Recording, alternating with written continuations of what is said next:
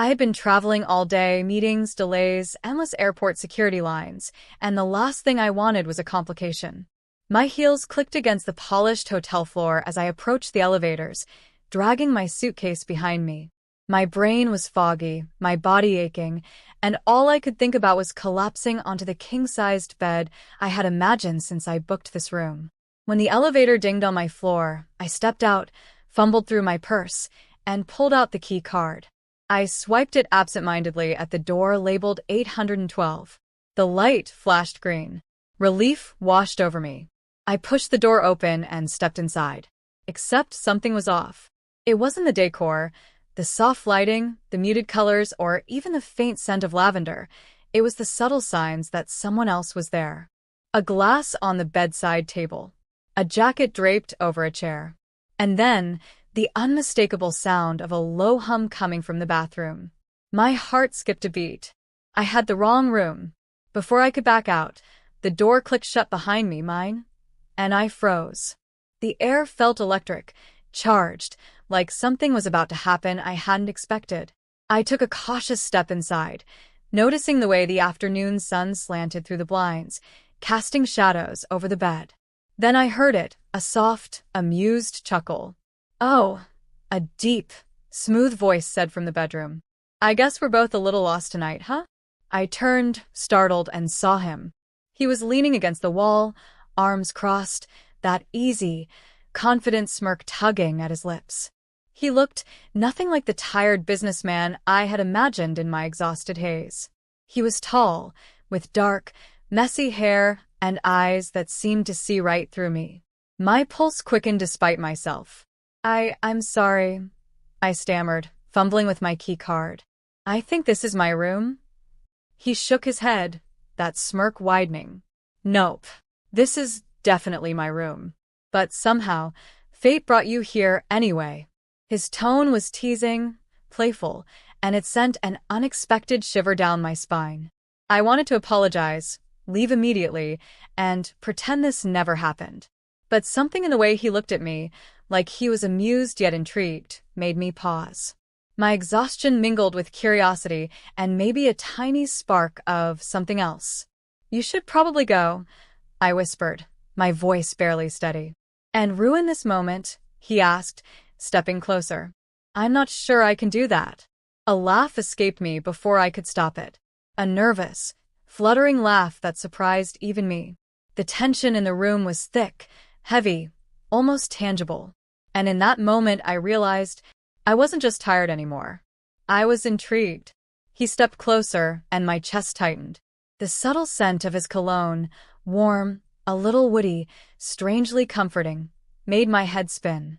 My logical brain was screaming, "Walk out, walk out, walk out." But my body, well, it was whispering a very different message. "I'm really sorry about this," I said, trying to keep my voice steady, though it wavered. "I didn't mean to." "Relax," he interrupted, leaning casually against the doorframe, that playful smirk still tugging at his lips. "It's not every day someone accidentally walks into my room. Consider it the lucky accident." I blinked. Lucky? Hardly. Embarrassing, yes. But there was something in the way he said it, like he knew exactly the effect he was having on me, that made my stomach twist with anticipation. I should go," I stammered, edging toward the door. He moved faster, blocking me gently with a hand, and I froze. His other hand brushed against the small of my back, just enough to send a shiver racing down my spine. "Or you could stay. Just for a moment." "No pressure," he murmured, his eyes locking with mine in a way that made my knees feel weak. I swallowed hard, aware of how ridiculously drawn I was to this stranger. There was something in the tilt of his jaw, the warmth in his gaze, the subtle teasing curl of his lips that made my pulse race. "I'm not supposed to," I started, but he interrupted again, softly. "Supposed to what?" "Follow temptation? Indulge a little curiosity." His voice was low, smooth, intoxicating. I could practically feel the heat radiating from him. I bit my lip, trying to maintain some semblance of composure. Maybe a little curiosity is okay," I admitted, my voice barely above a whisper. His smirk widened, and he took another step closer. Good. I like a little honesty. Our eyes locked, and for a moment, the room seemed to shrink around us. The glass of wine on the bedside table, the soft hum of the air conditioner, even the fading sunlight, all faded into the background. All that mattered was the electric tension crackling between us. Then, without warning, he reached out and brushed a stray strand of hair from my face. My breath caught. Careful, I whispered, though there was no real warning in my tone. More like anticipation. Careful, he teased. I thought you wanted a little curiosity. And just like that, the air between us seemed to ignite. His hand lingered near mine, our fingers almost touching, and I realized something startling. I didn't want to leave. Not yet. Not when every instinct in my body was urging me closer, daring me to take a risk I had never considered before. Okay, I finally admitted, my voice trembling slightly. Maybe just a moment. His grin was victorious, but gentle. A moment, huh? We'll see how long that lasts. As he stepped even closer, closing the space between us, the tension turned into something hotter, almost unbearable. My heart raced, my body ached with anticipation, and I realized with a mix of fear and thrill that this night, this mistake, was about to change everything. The moment he stepped closer, the air between us felt like it was on fire. Every logical thought I had vanished, replaced by a magnetic pull I couldn't resist. His eyes locked on mine, dark and intense, and I felt my knees weaken under the weight of his gaze. You have no idea how long I've wanted this, he murmured, his voice low, husky, almost intoxicating. The words sent a shiver down my spine. Before I could respond, his hand found mine, fingers intertwining in a way that felt natural, yet utterly charged. My heartbeat accelerated, a mix of fear and desire. I wanted to protest, to remind myself this was all wrong, but my body was betraying me with every tiny touch. Are you sure about this? I whispered, more to myself than to him. His lips curved into that infuriating, teasing smirk. I'm sure. You? I think so, I admitted, my voice trembling. And with that, all hesitation melted away. He leaned in slowly, giving me every chance to pull away, but I didn't. Instead, I tilted my head, meeting his lips halfway. The first kiss was electric, teasing, sending sparks racing across my skin. My hands found their way to the back of his neck, tangling in his hair, pulling him closer. Every nerve in my body was alight. His hands traced my curves, caressing, exploring, making me ache in places I didn't even know I could. The heat between us built rapidly, each kiss, each touch igniting a fire that refused to be contained. I've wanted you since the moment you walked in, he whispered against my lips, and I gasped at the intensity of it. The room seemed to shrink around us. Clothes became unnecessary barriers, and soon we were pressed together, bodies perfectly aligned, moving in sync as if we'd known each other for years instead of mere minutes. His lips trailed down my neck, eliciting soft moans from me that only fueled his desire. God, you feel incredible, he murmured, his hands roaming, teasing, worshipping. Every touch, every whisper, every heated glance drew me deeper into a world I had never dared to enter before. I lost track of time. Every sensation, his lips, his hands, the heat of our bodies, overwhelmed me.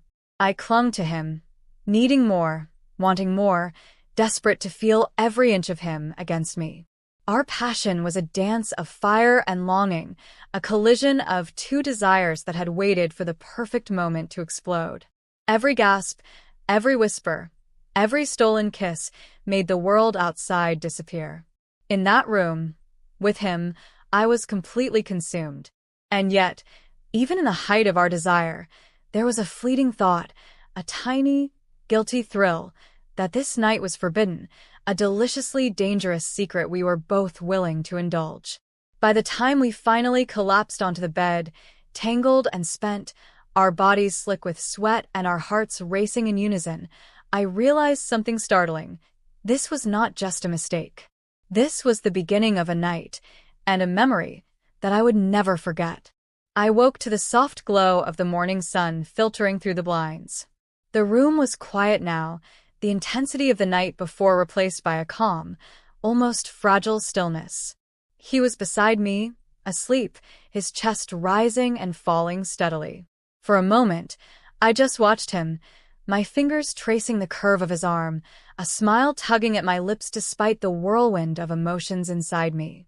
The memory of every touch, every kiss, every heated whisper replayed in my mind like a private, forbidden film.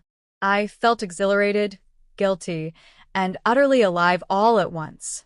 My body still tingled with the remnants of desire, and my heart ached in a way I hadn't expected. I knew I should get up, leave, return to my own life, and pretend none of this had ever happened. But part of me didn't want to. Part of me wanted to stay, to linger in this stolen bubble of passion a little longer. He stirred, letting out a soft groan, and I instinctively drew the covers around us both. His eyes fluttered open, meeting mine with that same smirk that had been both maddening and irresistible the night before. "Good morning," he murmured, voice rough from sleep, but laced with amusement. "Morning," I replied, my own voice soft, uncertain. My fingers brushed his hand, and the spark between us flickered once more. He leaned closer, resting his forehead against mine. "I can't believe we just did that," he whispered, almost as if saying it out loud would make it too real. "Neither can I admitted, a shiver running down my spine. "It feels unreal." There was a pause, heavy with unspoken words. I could feel the tension of the night still lingering, the uncharted territory we had crossed together. And even though I knew this night was probably a one-time, forbidden encounter, I also knew it had left a mark I couldn't ignore. "Maybe it was a mistake," I said quietly, "but I don't regret it." His lips curved into a knowing smile. "Neither do I. Not even for a second." We stayed like that for a while, holding on to each other, sharing the quiet aftermath of our reckless, consuming night. Outside, the world was waking up, oblivious to the chaos and desire that had unfolded in this room. But inside, there was a shared secret, a memory etched into both of us that neither of us would forget. Eventually, I knew I had to leave, to step back into reality. But as I slipped out of bed and dressed, our hands brushed once more, lingering, reluctant to let go. I glanced back at him, and he winked, that same smirk still in place, as if daring me to remember, daring me to feel the thrill of this forbidden night again. Walking out the door, key card in hand, I felt a mix of liberation and longing. That night had been a mistake, a delicious, reckless accident, but it had awakened something inside me. Something I didn't want to ignore. And deep down, I knew that the wrong hotel room had become more than just a mistake. It had become a memory I would carry with me forever, a night of forbidden passion I could never forget.